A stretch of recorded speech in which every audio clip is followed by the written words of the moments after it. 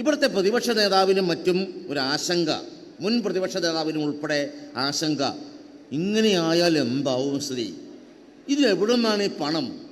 ഇവരറിയുന്നില്ല നമ്മുടെ കേരളം ഡെവലപ്പ് ചെയ്യുന്നത്. 47,000 കോടി രൂപ വരുമാനമുണ്ടായിരുന്നിടത്ത് 1,00,000 കോടിയായി നമ്മുടെ വരുമാനം. ഇവർ നിയമസഭയിൽ പോവുകയോ സംവാദങ്ങളിൽ പങ്കെടുക്കുകയോ രേഖകൾ പരിശോധിക്കാനുള്ള സാമാന്യമായ ഒരു അറിവ് ശേഖരണം നടത്തുകയോ ചെയ്താലല്ലേ ഈ കേരളം ഇൻറ്റേണൽ ആഭ്യന്തര ഉൽപ്പാദനം വർദ്ധിപ്പിച്ച് നമ്മൾ വളരെ യശസ് ഉയർത്തി മുന്നോട്ട് പോകുന്നതിനെക്കുറിച്ച് പഠിക്കാൻ കഴിയുള്ളൂ. ഇപ്പം തന്നെ കണ്ടില്ലേ, നിയമസഭയിൽ 1 മണിക്കൂർ പോലും അവർ ആകെയും ചെലവഴിച്ചില്ല. അടിയന്തര പ്രമേയം സാധാരണഗതിയിൽ സ്പീക്കർ അനുമതി നിഷേധിക്കലാണ് പതിവ്. കാരണം ഗവൺമെൻറ്റിനെതിരെയായിരിക്കും അവർ പ്രയോഗിക്കുന്നുള്ളത് കൊണ്ട്. ഏതെങ്കിലും ഒരു പോലീസിൽ കാരൻ്റെ മർദ്ദനമേറ്റാൽ പോലും അടിയന്തര പ്രമേയം കൊണ്ടുവരും. അപ്പോൾ അനുവദിക്കില്ല, അതിന് മാത്രം ആവശ്യമില്ല എന്ന് പറയും. അന്വേഷണം ഏർപ്പെടുത്തിയിട്ടുണ്ട്, സസ്പെൻഡ് ചെയ്തിട്ടുണ്ട്, SIA എന്ന് പറയും. ഇവർ അടിയന്തര പ്രമേയം കൊണ്ടുവരാൻ വേണ്ടി ഭരണകക്ഷി നോക്കിയിരിക്കുകയാണ്. ഭരണകക്ഷി ക്ഷണിക്കുകയാണ്, നിങ്ങൾ കൊണ്ടുവരുന്നില്ല, ഇന്ന് കൊണ്ടുവരുന്നില്ല അടിയന്തര പ്രമേയം. ഇപ്പോൾ അവർ പറയുകയാണ് ഞങ്ങൾ കൊണ്ടുവരുന്നില്ല, കൊണ്ടുവന്നാൽ നമ്മൾ ചർച്ച അനുവദിക്കുകയാണ്. ചർച്ച അനുവദിക്കുമ്പോഴാണ് ഓരോ കാര്യങ്ങളും നമുക്ക് പറയാൻ കഴിയുള്ളൂ.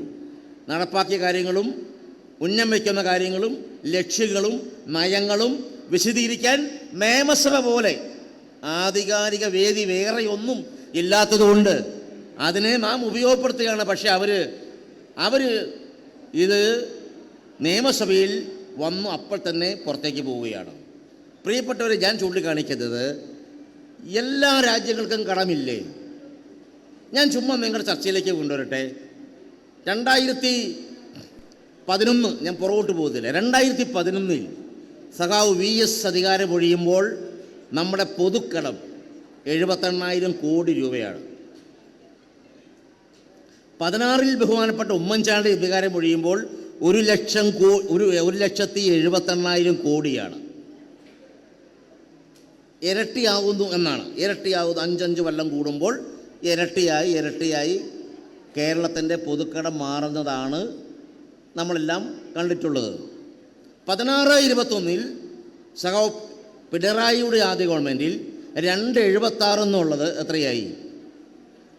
ഇരട്ടിക്ക് തൊട്ടുപുറകിൽ വന്നു. അപ്പോൾ ഈ 2021-26 അതിൻ്റെ ഇരട്ടി എന്ന് പറയുന്നത് 2,86,000 ഞാൻ 3 ലക്ഷം കൂടി നാക്കുകയാണ്. 2,86,000 ഒരു കണക്കിൻ്റെ ഇതിന് വേണ്ടിയിട്ട് ചില ലക്ഷങ്ങൾ കൂട്ടുകയാണ്. 3 കോടി എന്ന് പറഞ്ഞാൽ 26-ൽ അത് 6 ലക്ഷം കോടിയായി വർദ്ധിക്കേണ്ടതാണ്.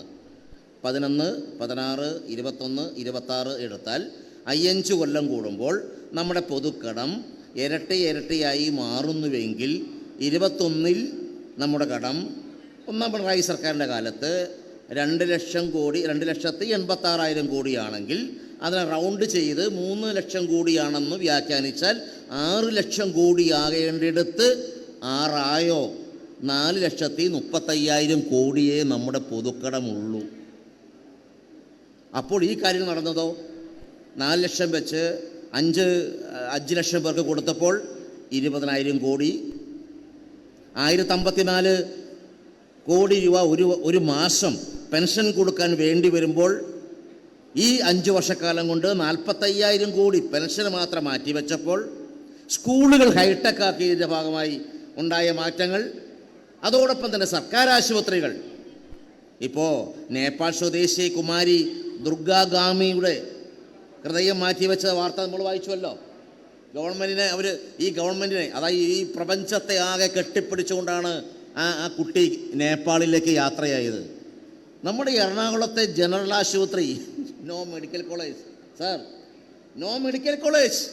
എറണാകുളത്തെ ഒരു സാധാ ജനറൽ ആശുപത്രിയിൽ ഹൃദയം മാറ്റിവെക്കാൻ കഴിയുമാറ്, അതെ, ഹൃദയം മാറ്റിവെക്കാൻ, അത് നേപ്പാൾ സ്വദേശിയായാലും നമ്മുടെ രാജ്യത്തുള്ള ആളായാലും ആർക്കായാലും ഹൃദയം മാറ്റിവെക്കാൻ കഴിയുമാറ് നമ്മുടെ ഗവൺമെൻറ് ഉടമസ്ഥതയിലുള്ള ജില്ലാ ആശുപത്രിയും മെഡിക്കൽ കോളേജുകളും അതിവേഗം വളർന്നു ഈ 10 വർഷക്കാലം കൊണ്ട് പ്രത്യേകിച്ച്.